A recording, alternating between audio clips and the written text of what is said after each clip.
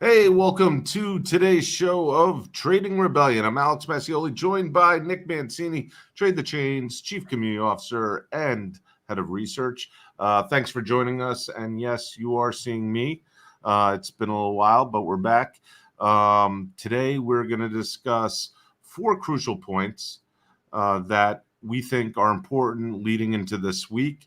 And not only that, but maybe leading into this phase of the market cycle. So, strap on, hang on, and we're going to go through. But first, don't forget to shill our own community and platform, tradethechain.com. We provide sentiment analytics and trading metrics for all you investors and traders, new or old experience. I think I'm old at this point, Nick, but who knows? In crypto years, even longer too. It's like dog years out here. 10 years in crypto makes me like 106 years in dog years or something. But yeah, just head over to tradethechain.com. We also have a 24/7 real-time community with all the members and all the TTC team as well. So do that. But first, let's head on over to the crypto markets and see what they're doing real quick. As far as sentiment is concerned, it's been a volatile day. And if you're in the community, I posted yesterday key events that were happening this week. And the bottom line to that post was check out volatility, heat it for this upcoming week. And we're going into it. Not many of us trading on this Monday.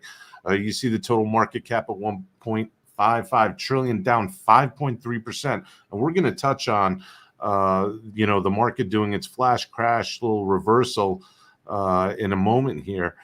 Daily sentiment for the overall market, 50 out of 100. Bitcoin down 6%. Ethereum down 6.45. But that's not to rule out some money-making players here in the scheme. VTHO up 39.4%. AMP up 23%. Perseek PRQ up 19.3%. As well as some others. And we've been looking at those outliers and seeing how they're statistically informing on the Bitcoin down days. But here you could see a lot of red in the 1 hour. We were relatively going flat about an hour or so going to the trading day, and just recently before hopping on today started taking a few dumps. Particularly, look, Bitcoin down over 1.2% just in the last hour. So, Nick, things are a little crazy. I know a lot of people got worried about the market going down suddenly, 7+% in Asia trading hours. What can you tell us on what you saw during that time period and the after effects of it?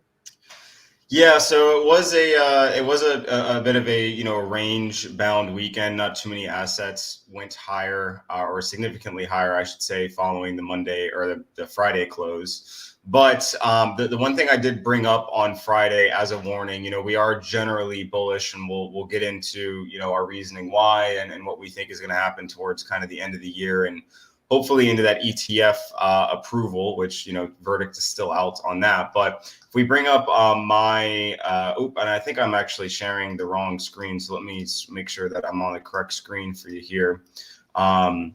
So if we bring this up, these are the crypto funding rates. So for anyone who's wondering, was there any news? Was there some sort of interesting story out there? Something with Fed rate hikes or ETF approval? There's no real news, but I brought up the funding rates last Friday and said, if we were to see some sort of wonky reversal or a red candle or two, which obviously we're experiencing today, it would probably be in the near future because funding rates were extremely elevated. And this entire chart was red last Friday. And, we kind of, although we are bullish, it was smart to kind of remind people, pull back on the leverage, relax a little bit, maybe look for, some good buy opportunities. And I think we're experiencing that today. So funding rates are beginning to get a little bit more normalized. We've obviously still got some red on the chart, but it's very 50-50 now. So hopefully these begin to normalize into tomorrow. And as we know, Mondays are typically the bearish days on the charts anyway.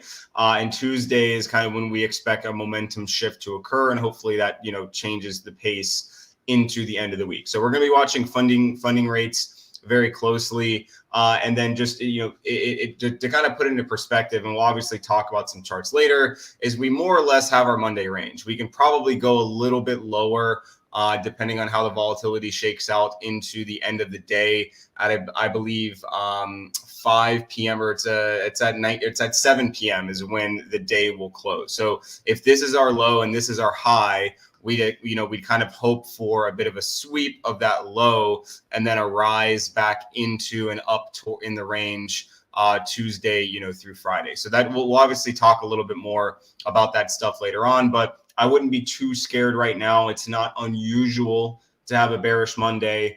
It's not unusual to have a very wide Monday range. And, as long as we can close the day, hopefully if we can crawl back up and close above, maybe 42.1, 42.2, I do think things still look good for continuation into the end of December and hopefully, kick off Q1 2024 on a strong note.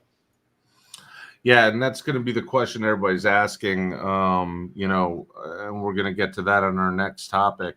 The one thing I want to mention, we did have about, I think it was 370 million in longs blown out in that very quick short stop that we had, and that's a huge amount of money. The one of the things as far as what put the sell pressure down on Bitcoin, there was about 16,000 Bitcoin accumulated over the last couple of weeks. About my math is off on that, but we were looking at about $690 million or so in sell pressure in those few moments going into that flash crash. So a lot of longs liquidated, a lot of whales dumping over typical amounts. Also, another thing, I don't know if a lot of people are aware of the Coinbase premium gap, but the CBG is a positive negative number that fluctuates depending on which part of the geographical world is trading, whether it's buy or sell pressure. And when it's positive, it's typically the American traders. And when it fluctuates negative, it typically signals Asian traders. It dipped to negative 250 right before that crash. So interesting statistic. We can bring that up at a later event. CPG is a good is a fun trading metric. It actually takes measures the difference in Coinbase and Binance stablecoin metrics. Also, what happened were the typical TradFi stocks. So we had Bitcoin miners in particular, including MicroStrategy. So we had MicroStrategy, which was off Monster. It was 6%. Coin was down just over 5%. We also had Marathon Digital Holdings, Mara, Riot Platforms, Hut 8, Clean Spark that suffered 10 to 15% down over that crash. So affecting TradFi as well. Now, one of the biggest questions we're getting, Nick, are we at the beginning of a bull market? You and I have been through a couple cycles together, and, history does tend to repeat itself. So do foolish mistakes, as we all know. And the last couple of weeks, there's been a lot of people who've just been jumping up and down, finally winning at the casino of life here. But is this a true bull market, or is this just a typical blow off top that's going to go and recede and make everybody miserable again? Yeah, so there's definitely a couple of ways to look at that. And what I'm trying to do right now is, so I've got the weekly pulled up, and I think always the smartest thing to do, there we go. So I think the smartest thing to do is look at it on several different time frames. Obviously, we're going to start the weekly because that's, I think, the most comfortable I am with checking out candles. A lot of people will do monthlies as well. But so more or less what's happened is, easiest way to look at this is basically the giant bull market range, right? So we basically popped out of a range down there. Or from all the way back in, pre-2020. This is where we spend majority of our time, right? Was basically in between 30 and in between, 69, 70. And obviously, you can kind of look at this as one large deviation under the range, right? We're looking at the weekly perspective, so it's okay if that takes a year and a half. So that basically means that considering we seem to have confirmed back into this range, so I would say we are still, making our way through a current bull market period. So if you're confident in that, now kind of what happens now that we're, let's say, very close to midway through the range, because if the range is 30 to 70, then 20K into the range would be about 50 grand. So we're under kind of our halfway point, but we are very close to that. So as long as from a very large time frame perspective, as long as we can stay above 33, all is well. And we do know Bitcoin can have periods where you can have a 20, 30, 40% pullback in the middle of a bull market. I mean, we saw some pretty ugly candles here, and this was certainly a bit of a weird period as well down here with several weeks of just kind of upwards accumulation. So we can still be bullish above 33K. Now, if we kind of zoom in, let's say on the daily perspective, it's going to give us a different view on kind of short and midterm aspiration. So we talked about this 33K area being significant. So from the daily perspective, what I'd like to see is hold this level right here. As long as we can stay above 38K on the daily chart, we should at worst chop up here, and at best, obviously, continue higher above 45K towards that 50K mid-range part. And then that's when things should start to get fun. So today is a Monday, and like we said, Mondays can be pretty negative. And unfortunately, this candle body does look like it's going to close below this area down here. Now, if it doesn't, that looks a lot better for immediate continuation, ranging, and maybe some more vertical accumulation like we experienced down here. If we close, but if the wick is, or if the candle body closes below this level right here, 41.4, to me, it looks like that market structure could have immediately been broken, and then we would look down to 39.6, or again, pretty much 38 flat for an area for continuation. So the verdict is still out, still very early in the week, and typically the way that we look at Mondays are, the Monday range. So I don't know. That about represents my Monday right there. Yeah, right. I know. Pretty lot of coffee needed this morning to get through, but on the short-term time frame perspective, as long as we, if we sweep this level, meaning you drop down, move up here, you would long at that the break back into the range, and then you'd set your stop down here, and then you'd hopefully ride that up to mid-range or then potentially higher. So you've got a lot of options on the way that you can look at things. I still think, and from a macro perspective, Alex, the way that we've been kind of looking at this trade is it's the ETF trade, right? There has not been an ETF announcement. The market is still very confident. The SEC has been posting warnings and disclaimers. There's been plenty of reports about them working with BlackRock, working with Fidelity, working with several ETF providers on the legalese, the small fine print, whatever you want to call it. So that is still the trade. So I'm still confident in more green candles to come, likely into that ETF period, which is expected to be January 10th, January 11th.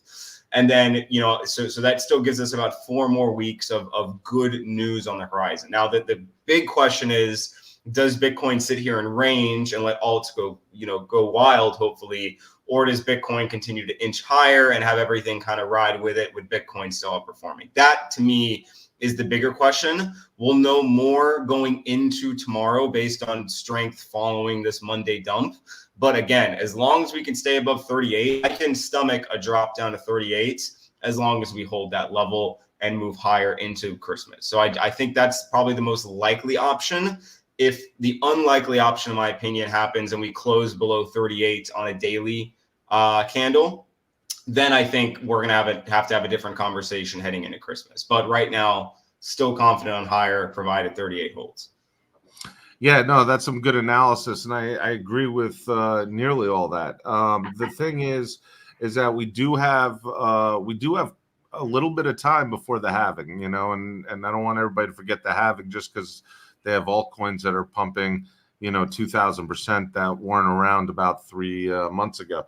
The thing is that, the halving is typically part of the cycle start. We do have this ETF trade that Nick's talking about, and this was very prevalent back in 2018 as well. There was a lot of hype on the first couple filings of ETFs. Then it sort of, a lot of dismisses by the SEC. The hype got baked in. More people announced. Price action did nothing.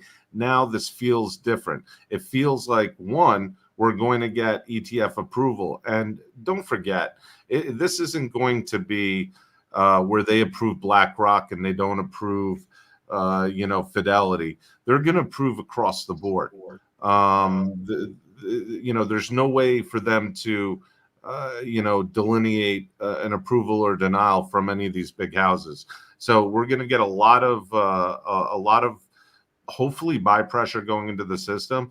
I would like to say that over the last 90 to 100 days, even farther back, with accumulation, there's a lot of it has been by some of these institutions, hopefully, in getting ready for an ETF approval, which would be nice. But then we still have a beautiful 4 months until the halving. Now, typically, and matter of fact, I'm going to go over this with a couple of with a screenshot here real quick. So typically, these are a couple of important bullet points regarding the cycle. It has a period of every 4 years, approximately when the halving takes place. It'll go into a peak and then a trough within that cycle. Okay. Bullet point 2, each major Bitcoin bull run has been followed by a significant price drop ranging from 77 to 85%. This has been predicted by and told and mentioned by every single person I've ever seen on YouTube, analysts, traders in the markets, and it has typically always, in fashion, done exactly that. Now, if you read here, you have, based on past patterns, the next bull run is expected to gain momentum in 2024, particularly after the Bitcoin halving. Now, one of the things, Nick, is typically after the halving, we have a little bit of a sell-off, and then it starts to ramp up again. And predicting reaching its peak in late 2025. If you go down to the second and last bullet point here, according to algorithmic price models, Bitcoin could reach a high of 175,000 in summer of 2025, which is about 14 months after the 2024 halving takes place. That's pretty interesting, and it's about what people are predicting within the range that we've seen coming out over the last 2 months, particularly in the last 4 weeks. So, like always, we'll see what happens, but typically the historics have always been similar. I do believe this might be the last one to follow the pattern before we start to tone down on the next cycle, though. Just my thoughts, and that has a lot to do with regulation and other things that are incoming in order that'll structure the marketplace accordingly. But Nick, on to some really important stuff as well. We have FOMC coming out and CPI data. So why don't you bust into both of those? Let us know how this week's going to look from a volatility and from an information data point of view. Yeah, so just so everyone's on the same page here, obviously no data today, nothing on Monday. Let's pull up the Market Watch chart. So we've got CPI tomorrow, and consumer price index. This is not the Fed's preferred inflation metric, but it's one of the major two. So obviously any decrease in CPI as well as core CPI is positive. Now, the weird thing about tomorrow is that CPI is expected to drop to 3 from 3.2, but core is expected to stay the same. And core is CPI minus food and energy. So, we can, laugh and argue all day about these inflation numbers and whether inflation minus food and energy is a worthwhile tracker anyway. But this staying flat is certainly going to cause, I think, some indigestion and take away from any decrease in CPI. So I think just as long as we get the numbers we expect, the market should not sell off. But I do not think that with FOMC on Wednesday that this is going to be too big of a deal if it inches lower, but it will be a massive deal if it moves higher. So basically, if you get 4.1 core, or you get 3.1, 3.2 CPI, which means it comes in above expectations, that's going to cause some serious stomach aches in the market. But anything as expected should just be more or less neutral, in my opinion. Obviously, anything lower than expected would probably lift us higher, but I'm not really expecting that, because usually the expectations are towards the low end of the spectrum in our experience. But FOMC tomorrow, or I mean on Wednesday, is probably going to be the bigger one. PPI may cause a little bit of volatility early in the markets, but PPI is not really a big factor these days. So FOMC is the big one. The market is currently pricing in no more hikes towards the end of the year. This is the last, meeting of the year, but the press conference is always the big one. So we did just have unemployment inch higher on Friday, but obviously equities are higher.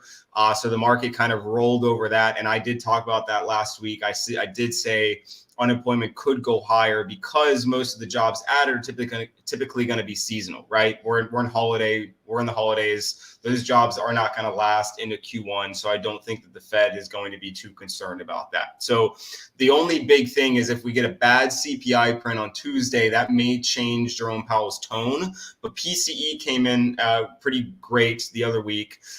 Therefore, markets priced in no more hikes. Now, the question is, are we going to get any more hikes in 2024? Right now, consensus is no. Now, the other one is, when are they going to start cutting rates? Now, right now, the market consensus is March. I do think that's a little sudden. That's a little soon, in my opinion, unless something bad happens to the market. So the big thing that people are going to be listening for, are, of course, any more hikes. Likely no, but worth listening for. B, when they think that they will need to cut rates, if at all. If Jerome Powell is talking language 6 months out or more, you may see the market pull back a little bit because that disagrees with March expectations. If Jerome Powell says we're confident to, maybe cut rates in Q1 or Q2, that goes in line with expectations, market should like that. So the key language, again, is going to be around his outlook on inflation, outlook on future rate hikes, and outlook on future cuts. And I'm sure you've been following along, long enough to know which one's bullish and which one's bearish in the larger scheme of things. So that'll be the big, those would be the big pieces of conversation for later in the week. Yeah, I think you're right. There's a big probability that CPI is going to come in, which is November data, come in flat. And that's going to create no ripple effect in the market. Hopefully, to your point, that sets a tone for Jerome Powell. We are on the Fed's fund futures, gambling chart here. We are seeing some action, some activity pick up as far as chances of, it's still small, of rate cuts coming in January. They start to go up, to your point, March, as the horizon goes out. So it's going to be interesting. I don't see us adding, but I see us definitely begin to, capitulate into the cutting phase. And we started talking about that back in summertime, right before they took a break as well, when it looked clear enough that there wasn't going to be any monumental rate hike action in into Q3, Q4. So now I think the one weird thing is that, equities are higher. So basically the unemployment rate went up, which kind of disagrees with what the Fed wants. But as long as they're winning the inflation fight, I don't think they're going to be too concerned about anything else, because nobody's complaining about 3.9, 3.7% unemployment. We start getting worried about 4, right? So as long as inflation keeps going down, I think the market is going to keep liking that. But this does fascinate me with equities, holding above that magic 4,600 number, moving up to 4,640. And then you've got a lot of thin air towards 4,750 and possibly higher. So it does make me wonder what would hurt risk markets right now. And I think anything short of inflation moving higher, or some sort of large, sector-wide issue, such as some sort of commercial RE situation forcing banks into, insolvency, which I don't think is extremely likely, but it's certainly something to watch out for. I mean, maybe equities can pull back to 4,500 again. and they'd still be bullish. But with them just inching higher, that also kind of gives me confidence on the crypto side as well. Because if equities are moving higher, crypto is just really a high beta equities play at the end of the day. So even though we face some Monday volatility, it doesn't mean we can't be higher by next Monday or the following, which at the end of the day wouldn't disagree too much with the equities chart overall. So I think with equities inching higher, and as long as they can stay above 4,600, it makes me also more confident on the crypto side as well. Because again, the only thing I think equities are going to be worried about is inflation. And if inflation's not going up, then there's no real reason to cry or to worry, at least as it stands right now. So that's kind of the outlook I'm going with. But that, again, doesn't mean that Bitcoin and crypto can't range for a week before moving higher, because we have been obviously outpacing equities to a vast degree this year. So. Yeah, agreed. And also to your point, you bring up CRE and some other key metrics that could be an issue, and those are things that we keep our eye on, because 2024, we have this extended preamp into the halving that's already taking a bull cycle tone. Plus, our expectation is the second half of 2024 and into 2025. Now, one of the disruptors of that sequence could be a very a strong mix-up in the traditional markets, such as a CRE crisis or a credit crunch crisis, whether it has to do with consumer debt, which is an all-time high, or subprime car loans, which have exceeded now $1.2 trillion. So these things we do keep an eye on, because they will create the ripple in the water during the bull cycle. So we want to be prepared for that as well.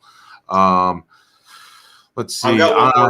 I've got one more chart for you, Alex. That because I meant to mention this when you were talking about the Bitcoin, bull bear market patterns, but another thing the market does like is candle patterns as well. So if we just kind of think for a second, so this was Monday, November 13th, right? And so following that, Monday dip, we also had a Tuesday dip, which also, had a nice, so basically we dipped heavy on Tuesday. And then after that dip, we recovered pretty hard back up to that high, right? And then we sold off. And then we basically did a repeat where we, sold off on Monday, sold off on Tuesday, had a big buyback Wednesday, but we still kept making higher lows, right? So market structure was still intact. And we, on that Friday, we broke the market structure, which then, led to, movement higher. So if we think about that in the same context today, pretty ugly Monday, right? We've got, nice little support level here, nice little support level here. And when it broke that, when it broke down that one Monday, it dipped its toes back into this range ever so slightly, and then never returned again. So that in this context, that range for this sell-off would be this range right here. So if we broke down to maybe 39.6, maybe at worst 38K, and held that heading into Wednesday, these are two really good bounce points where we could end up, forming another kind of range very similar to this. So we drop down, we head back up, we have a couple of, range, days or weeks, but in the grand scheme of things, still making these higher highs, right? So very similar to what happened here. And then that sets you up on a precipice to break back above 45K. So of course, still very preliminary, but this is what you kind of look for. Okay, so what happened previously? What are current market conditions? Has anything changed? Has the news, the macro, as the narrative that we tell ourselves of why things are bullish, has any of that shifted? No. And we just have FOMC, and it's never unusual to see extremely weird trading weeks during FOMC because big players are taking money off the table, adding it, figuring out tax purposes, yada, yada, yada, especially heading into the end of the year. So I'm looking basically for a repeat of November 13th, maybe through the 27th. If we can basically get, a week or two of very similar price action to that and, call it vertical accumulation, that should set us for a springboard, let's say into Christmas or after Christmas, heading into the ETF approval, which is, I think, January 10th or 11th. So maybe we get 2 weeks of consolidation on Bitcoin. Alts have a little bit of fun. Hopefully, then we end the year with, a couple of really strong weeks, and then we kind of reassess at ETF. So I don't think that's a bad outlook for a 4-week plan. But of course, again, it hinges on 39.6 or 38K at the worst holding this week. Yeah, and, absolutely. I want to take everybody back to the markets real quick. Here, take a look. Since we've been speaking, we are down just shy of 2% in total market cap in crypto, losing about $26 billion in market cap in the 30 minutes that we've been talking. Not to frighten anybody, we just talked about Monday volatility. So you can see the 1 hour charts here on Trade the Chain dashboard, all heading lower. We were relatively flat with Bitcoin going into this episode, and we're down already 0.175%. So volatility is real, but that's why we're here to talk about it and preempt it and strategize around it. I see we have Puerto Rican Steven in the house. I'm gonna have to hit pulled pork sandwich over at San Juan Smokehouse this week, Nick. You're gonna have to come down at some point and grab one with me. Definitely. Before we leave, what's that? I said definitely. That sounds awesome. Before we leave, I will quickly, unofficially, and address Stefan Gursky's message there. The token swap is in production right now. I know there's going to be an announcement when it goes live, and there's update news coming out at some point next week.